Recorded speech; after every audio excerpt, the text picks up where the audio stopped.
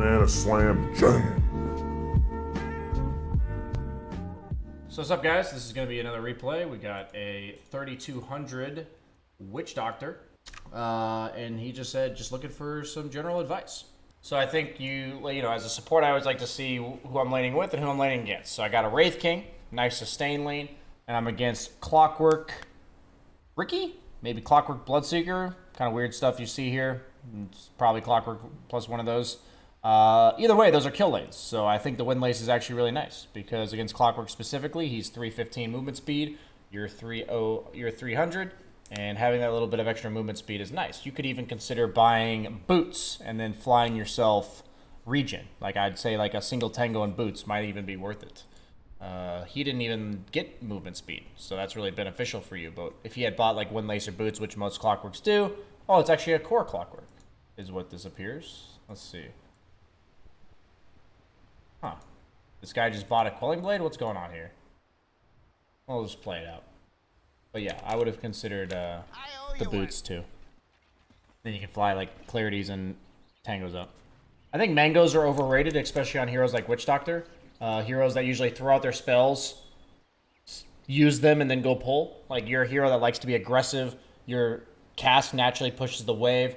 You Maledict somebody, you take them down, they're low, and then you go pull. And those types of heroes where they're not going to be in the lane 100% of the time, in this current patch, I prefer Clarities. They're just more efficient. They buffed Clarities and nerfed Mangoes, right? So, worth considering in terms of that.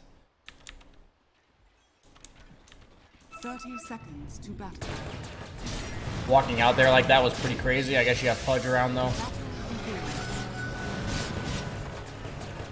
I would have always let my Pudge... you know what? Fine. You got a Pudge there? Maybe you didn't. Maybe it's not crazy. Positioning in lane's good. Support Bloodseeker looks like. Weird stuff going on here. So lane's already pushing. Worth considering that you're probably going to want to pull in the near future. It's a matter of thinking, can my carry lane without me? What's the lane going to look like when I'm gone? Is it pushing back? Looks like Bloodseeker nuked it back for you, so no reason to pull just yet. Overall, lane mechanics are good. You should also get denies. As a support, you should practice denying. So you're doing a great job harassing here. Now get this deny. You've done everything you needed to do to harass. Now get the deny. Especially when there's a creep dying at the same time. So like in that example, to get to the next level as a support, you'll realize the Wraith King has to go for the last hit. He obviously missed both, but he should have gone for the last hit. And he can't get the deny at the same time. So really good supports, they'll kind of keep an eye on that. And the only limitation of carries when they're the ones CSing is they can't hit two creeps at the same time. So it's definitely worth paying attention to for yourself as support. You're doing a great job harassing, though. Positioning in lane's great. It's over that. But that's just mechanical. I don't know why I'm on this guy's perspective. Looks like a kill. Against Bloodseeker, I would 100% buy a stick. He's just going to be spamming his spells. Good last hitting. Lane's pushing in. Try to draw the range of the aggro that range. So in this case, the lane's going to push in. And what you can effectively do, since they have so many creeps and you're not going to be aggressive, like you're not able to be aggressive right now because your Wraith King's half health and they have so many creeps, you can go pull right now. And by the time it gets to the tower, you can have killed like maybe one or two of the pull creeps. And then this is going to make the lane like rubber band super hard. But you just make sure your Wraith King doesn't get killed. But you're going to effectively give him like one or two creeps of solo XP, maybe even more, maybe like 3 or 4 creeps. And then you're also going to give yourself like 1 or 2 creeps of XP in the small camp, and you're also going to deny 1 or 2 creeps. So in this type of situation where there's no aggression potential, and you don't really change much for your Wraith King, you should tell him, hey buddy, like play passive, lane's pushing, I'm going to go pull. And if you don't say that and you go pull, your people in your bracket are probably just going to die. Like they're probably just going to be stupid and die. He almost died anyway. So you do buy a stick first item, that's good. Probably would have just... It's odd that your Wraith King just has no regen. I think the guy's just bad, it looks like. He has no items, I don't really know what he's doing. Let's see what this Wraith King's actually doing now. Okay, so he just had no items. I don't really know if that's on you, to be honest with you. He just died.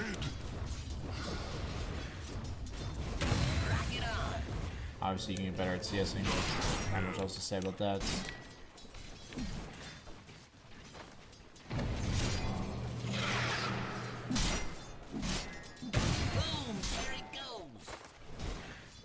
Yeah, I definitely think you're not pulling enough. Wraith King is a carry that farms almost purely based on levels. He gets 9 free damage every other level, and he gets more skeletons. So you should be giving this guy as many levels as possible, and you should basically be pulling every single minute. That's what I think. Maybe past the 2-minute mark, like you should have started at 2 minutes, then 3, then 4. And you just, this Wraith King is a hero that he's going to start jungling with levels, and the minute he starts jungling, you can do whatever you want, which means you can get levels somewhere, you can go help other lanes, whatever. But all that matters with a hero like Wraith King is you give him levels. So, obviously don't give him levels at the expense of him getting no CS, but like, whenever you can pull, just go do it. And like, it's all about catering to your core. Thinking, what's he gonna do with the levels? Like, is this a hero that's CS based like Anti-Mage, or is it a hero that's level based like Wraith King? And prioritizing that for that hero. Really important that you support differently based on whatever core you're supporting. And in this case, you could have prioritized levels way more for your Wraith King. End up getting a kill, but yeah. I'm gonna rewind. I think you were just out of position here. Yeah, you just can't walk into a clockwork. Not much else to say about that one.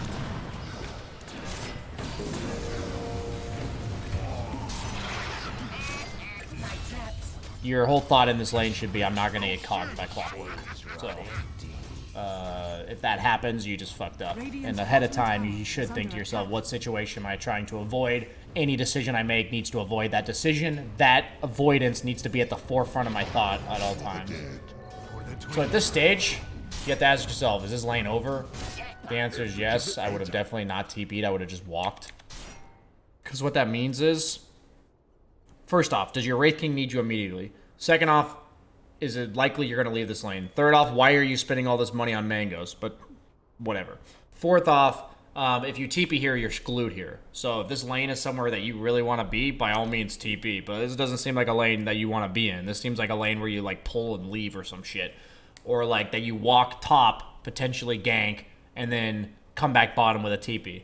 But in this situation where you're in a really bad lane, it's almost always wrong to TP, unless your carry needs you immediately. Why is it bad? Because if you're in a bad lane, you're gluing yourself there by TPing. And if you're in a bad lane and you TP somewhere else, then your guy's going to get dove and you can't TP. So, yeah, that's like all the reasons why it's really bad to TP when you're having a bad lane, unless you just absolutely have to be there. Like your carry's not going there and you're defending the tower, or your carry's getting dove, you know, like other than that, you walk.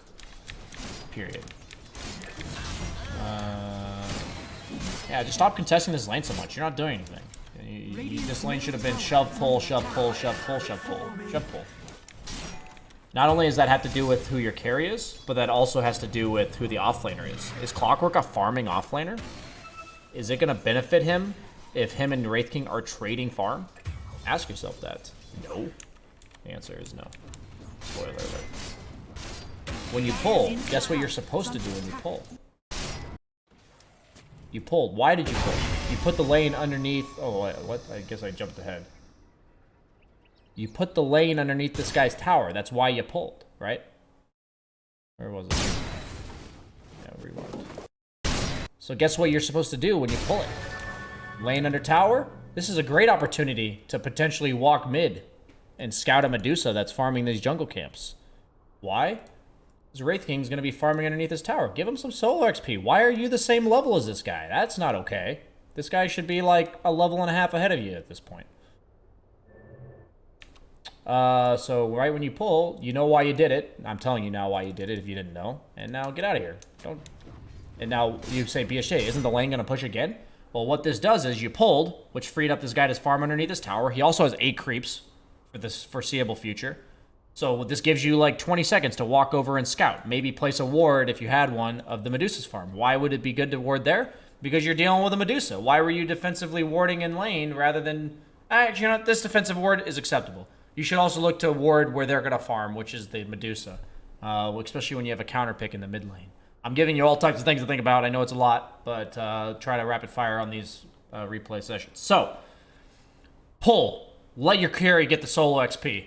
Go do something for 20 seconds. Come back and pull again because the lane's shoved again. Then go help your carry. You know, it's like a very, like, this is a very natural rotation. But the last thing you should ever do, unless the carry's a threat of getting dove, which is absolutely not the case after your single pull because the creeps are coming back and he's going to have creeps to tank for him, do not pull, put it underneath his tower, and then soak his XP. That's like literally the worst thing you can do.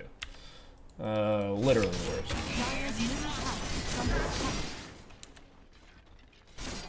Okay, so you're going to pull this camp. That's fine. See, like, you could have done all of this while not soaking his XP under tower. This is reasonable. Okay, we rewarded you. Level 6 Bloodseeker, yeah. Ah, you guys get the kill. Pudge with the Rotato! Lol. Dire's bottom tower is under attack. Dude, give the fucking stat item to your carry, bro. There's no way that's better on you.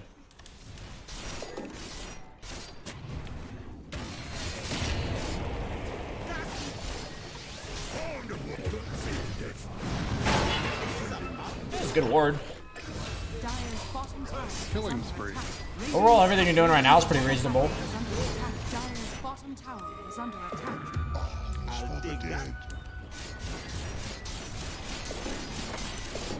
Radiant's middle tower is under attack. Radiant's middle tower is under attack. Tank the gank. Okay. Radiant's middle tower is under attack. Dire's middle tower is under attack. Radiant's middle tower is under attack. Radiant's middle tower has fallen. I would highly emphasize, once again, that unless your team needed you immediately to walk here. For the exact reason of what's going on bottom right now. Killing spree. Impossible kill. Guess what? If you TP here and the play doesn't immediately happen, then what? If you walk here and the play doesn't happen, then what? You can TP mid, you can TP bottom, you can do whatever. But if you TP here and the play doesn't immediately happen, you see why your TPs are really bad? Yeah. TPs are an incredibly important thing on supports to utilize properly. Great play. You played that well. Well executed. That Medusa has no business being there, but overall well played. Okay, so we're smoking. What are we smoking for? Way too defensive of a ward. If you're gonna smoke, that is way too defensive. That would be a reasonable ward if you did not smoke. That ward should have been placed like up here or something. If you're gonna do it, you might as well make use of the fact that you're smoked. Otherwise, that's just a waste Dire's middle tower is under of the attack. smoke.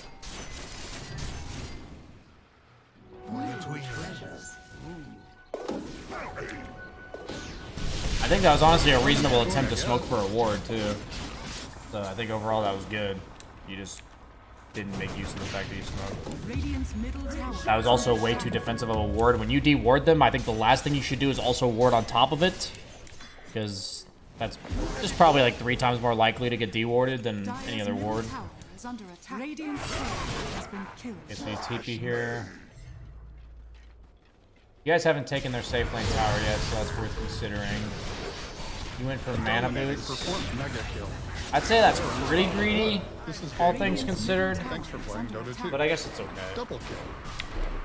Just saying, because you're gonna have some survivability issues for sure. Dire's top tower is under attack. Dire's Yeah. top tower. Dire's Pushing in the mid lane, pinging the DD. Axe has blink. You should probably have looked to smoke with him. I would have called that out. If I'm as support, I think to myself, if I'm not the initiator, who is? And like, who starts shit and who do I sit behind? You know, like, if we're making an aggressive move, who's the guy that like is the catalyst for this aggressive move? If we have no move to make, if there's nothing else I can come up with, then who's the most vulnerable guy that I should sit with? In this case, it'd be Sniper. So you should make aggressive moves with your axe. You should sit behind your sniper. Those are like kind of the 2 choices, unless neither of those makes sense. So what I mean is, like, if heroes are dead, if for some reason your sniper doesn't need you, or you don't have a hero that fits that description, then that's when you can look to farm. I kind of like think of priorities on 5 as just different than 1. Like, they're the same priorities, just the list of like what order they're in is different. So those priorities are like, does my team need me? In what way? Is it aggressive? Is it defensive? If not, farm. It's like on carry, I'm more likely to choose the farm route than the other one. Usually with carry, it's like, can I farm? Okay, then do it. If the answer is no, it's too dangerous, then okay, do I make an aggressive play? Do I sit defensively? It's like, in this case, if there's nothing to do, then you farm. But you should either be sitting with your axe making an aggressive play or sitting behind your sniper. And it's just something you need to think about, right? It's like, every game it's going to be different. Sometimes it's your carry that's the instigator. Sometimes you have like a pushing hero, so it's going to be pushes. In this case, you're never really pushing a tower unless you kill somebody first, right? So it'd be great if you smoked into a kill, then took a tower. So not like smoking earlier, but not now says a lot. You guys end up getting a nice hook from Pudge, so you effectively accomplished what I wanted you to do.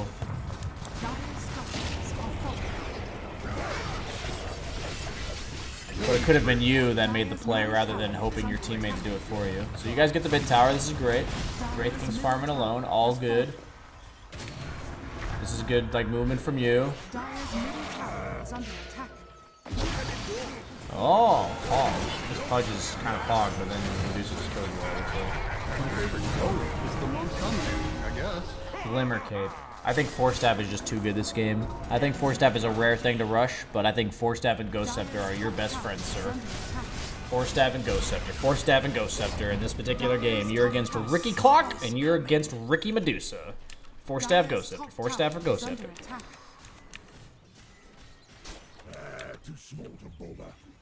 Did I mention Force Staff and Ghost Scepter? I hope I did. Dire's bottom tower is under attack. Mega kill. So in this case, you are either sitting behind your sniper or you're making a play with your axe. Wait, what? That's a Wraith Key. And then you say, oh, my sniper's farming the dead lane. If I sit behind him, is he going to live anyway? And the answer is probably no. So then your immediate option is to run to your axe. The only time that those come second to farming is when there's a lane that needs to be pushed to make that even worth doing in the first place. So like, say this mid lane was pushed all the way to here and your Wraith King wasn't pushing it, say he was like AFK jungling, I would probably walk here, cask the wave, and then go to my axe, right? Understanding how the dead lane works, like in terms of like most of your aggression moves are top, your defensive moves are bottom, and knowing what heroes in general are supposed to farm the dead lane, meaning like heroes that either have an escape mechanic or heroes that can show up to the fight. So if you have a sniper farming the dead lane, he's just a lost cause. Nothing you can do about it. So aggressive plays top, defensive plays bottom. If you see a sniper farming like this, you could even say, let's make an aggressive move to our sniper because he's at huge risk of dying. We could potentially turn the gank. If you were to like call your axe to smoke right now, it'd be great for you to smoke to the sniper right now because there's nothing better to do. Like, that's kind of how I came to that conclusion right now. I'm like, now that I'm thinking critically, I'm like, it's hard for me to always keep up with the game because I'm fast-forwarding like 4 times, but right now I'm like, there's nothing better to do. My sniper's farming the dead lane. What else am I supposed to fucking do? And I would smoke to my sniper because he's probably going to get killed. And I know it's kind of spoiler alert because we did see this and I rewound, but at the end of the day, like, he is in the dead lane. There's nothing going on in the map. He's going to die. Like, it's just Dota. Like, it's how it works. So, yeah, don't show in lane like this randomly. There's nothing else to do than make defensive plays around sniper, which technically smoking to him is a defensive play, or make aggressive plays with axe. Anything in between? No. Like, and that's what you should be thinking about the map. You should be thinking about all defensive plays, all aggressive plays, and who you do it with, and what lanes need to be pushed to do so. If you're a support like Bane that just doesn't push waves, Dota's a little bit complicated in your bracket because it's just that you can't push waves. But as a Witch Doctor, you can quickly cast the wave and leave. You don't have to get the CS. Like, the point of waves is to clear them to make it so you can do things, especially as support. Whether or not that's farming the dead lane to protect, like, allow your team to make aggressive moves on the map, or whether or not that's like pushing the mid lane so you guys can make an aggressive move. Otherwise, you're kind of just lollygagging right now. You're a 5 position that could be strong playing around other heroes, but instead, your teammates are making a play top while you feed mid, right? You should have just been with your axe top, very predictably so. Like, it would have just been a net effect. They're unstoppable? This applies to all roles. But if your team If people are all alive and you TP to your own safe lane one more fucking time, I'm gonna lose my fucking shit. Alright? I'm gonna lose my fucking shit. I'm losing it. Losing it! Don't TP to your own safe lane. Walk. If you want to farm this creep wave out because you think it needs to be pushed, walk and then TP here. Or then walk if you're not needed immediately. But if you TP here and a fight breaks out here, now what? Good question. Good question. Well, actually, let's be very clear. If you TP here and a fight happens literally anywhere on the map, now what? Okay. You effectively remove yourself from the game for 80 seconds by TPing to your own safe. Just walk. It's also 90 gold. You're a support. You're not made of money. Movements to this side of the map are usually really awkward. You guys should be playing around Roche or smoking here. That was, as they say, To be fair, you almost instigated this because you TP'd bottom. And you're also warding around bottom. Usually as Radiant, you take Roche and then you go bottom. That's almost always the case. In this case, I don't think there's an exception. I'd be pushing mid and top, taking Roche, and then playing around bottom into the smoke. On Radiant, I would say no team movement is made to the bottom half of the map without a smoke. That's like 90%. Just watch competitive. And show me how many successful moves on Radiant are made to the bottom half of the map without a smoke. If you can show me more than 3 over the course of like 10 games, then, you know, color me surprised. Unless it's, okay, we're not including games where the team is really far ahead. We're talking like somewhat even games. I want to be very clear about this. We're talking even games. Because making a move to this side of the map is a very alpha move. It's like the most aggressive play you can make. So if you're going to make an incredibly aggressive play, you have to be way stronger than the opponent. Like, that's how it works. Like, in terms of aggression on the map, it's like, this is standard up here. Maybe aggressive is pushing mid. Really aggressive is over here. It's like this gradient across the map. And, like, you know, heat map where it gets cold. It's cold up here and it gets hotter as you go down. And it's the opposite on Dire. Cool. Dead lane. Cool. Moving on. Stop TPing the lanes, damn it. It's 90 gold. Why do you think you don't have a glimmer? Okay. Smoking. It's not even because of 90 gold. It's all the other reasons. But you also are just, like, bankrupting yourself for no reason. Okay. I'm going to make a challenge to you, sir. Ignoring this fight. For the next 25... No, you know, make it 50. 50 games. Count it for yourself. Unless there is a guy literally getting dove under a tower, you are not allowed to TP out of base. Okay? For the next 50 games. Are you in chat, Andreade? Are you listening? For the next 50 games. Do not TP out of base unless somebody's getting dove at that exact moment.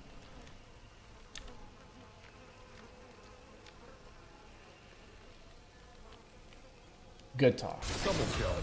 Are you listening to this? I hope so. Nice feed to set up that team. Radiant's bottom tower is under attack. Middle tower is under attack. Radiant's bottom tower is under attack. Dire's middle tower has fallen. Dire's middle tower is under attack. Dire's middle tower. Here's the reasoning behind it, okay? There's going to be times where maybe you could have TP'd to the lane to farm some creeps, and it would have been actually correct. Maybe there's going to be times that you could have TP'd somewhere to push out the lane, and then... or maybe you could have TP'd somewhere to be at a fight preemptively. But you'll never know the benefits of not TPing if you always TP. And it's a lot easier to not TP every single time and then reflect upon the fact that you should have TP'd rather than TPing and not realizing what you're missing out on because you're TPing. Like, you just don't know. Like, if you TP somewhere, it's almost impossible to know your impact of that TP. But if you don't TP, it's very easy to be like, oh, I wish I had TP'd earlier to that fight or whatever. But yeah, that's why I'm telling you that it's not that it's never correct to TP out of base, but for your long-term growth, if you have this problem as a player, you should just spend 50 games never fucking TPing. Because the rule is you don't TP out of base, especially as a support. The exception is there are times where you're supposed to TP. So, like, there's very few, though. This, like, I'd say it's like 80-20, maybe 90-10. But it's much easier to learn from the perspective of the rule than it is to learn from the perspective of the exception. And you're doing the exception every single time, so how are you ever going to learn? You know, like, that's the goal. So if you're one of these players, obviously I saw Andre already in chat. Once again, you TP bottom. Your team's, like, on the map. You could have just walked there again. There's a lot of places aggressively that you can TP, especially outposts and fights. Like, that one time that you TP'd bottom, this outpost was yours. So if a fight broke out right here, you could have TP'd behind. Says thank you. It applies to all roles equally. If you're going to farm, you need to be as available for fights at all times as possible. If there are times that you just have to farm and not be available, that's fine. But if you willingly make yourself not available to your team, you're just making your team 4v5 for 80 seconds. Sometimes that has to be the case. Like, if you're like a level 4 support at 12 minutes or something, by God, stop participating in the game and go get some levels somewhere. I don't care if you feed 3 times, go get some levels. And if you're a core, and, like, you need to get to your next, like, you need a BKB before you can fight, by all means, be a useless piece of shit on the map until you get BKB. But, like, I'm not saying, what I'm saying is to not create these situations out of thin air, right? It's okay if they happen, but being the cause of them is not good. Okay, so you smoke out a Roche. This is probably about the end of our replay analysis here. Didn't work out. It's fine. I really emphasize thinking more in depth about your items. They don't really have any magic damage. Even Ricky's not magic damage. Or even Bloodseeker, I mean, is not magic damage. Looks like you guys end up winning.